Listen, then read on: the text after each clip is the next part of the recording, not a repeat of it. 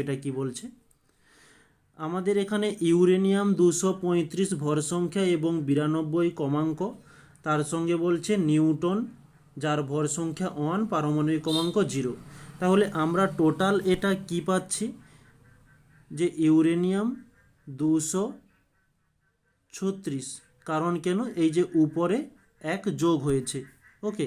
আর নিচের তো 0 আছে, 0-র সঙ্গে 92 যোগ করলে 92 থেকে যাবে সমান ড্যাশ দেওয়া রয়েছে। এদিকে কি কি আছে একটু ক্যালকুলেশন করে নেব, এর দুটো পুরোটা যোগ করছি। আচ্ছা, এখানে আমরা যে কোনো একটা মৌল ধরে নিই, আচ্ছা কে আর ই ধরি। উপরে 92 রয়েছে, 92 তার সঙ্গে নিউটন দেখো একটা নিউটন, ওকে।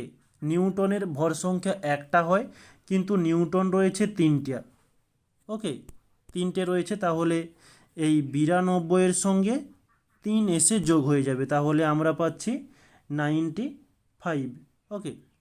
নেক্সট এদিকে নিচে দেখো 36 রয়েছে আর এদিকে হচ্ছে 0, আর 3টে রয়েছে, 3টে জায়গায় যদি 6টা থাকতো, যেহেতু এটা 0 তাহলে এর কোনো কাজ নেই, তাহলে নিচে যেমন 36 রয়েছে 36 দিয়ে দিলাম।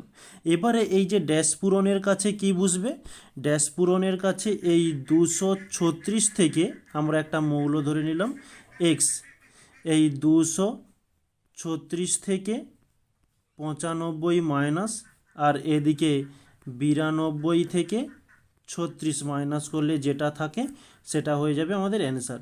তাহলে এক্স এটা মাইনাস করলে 1, এদিকে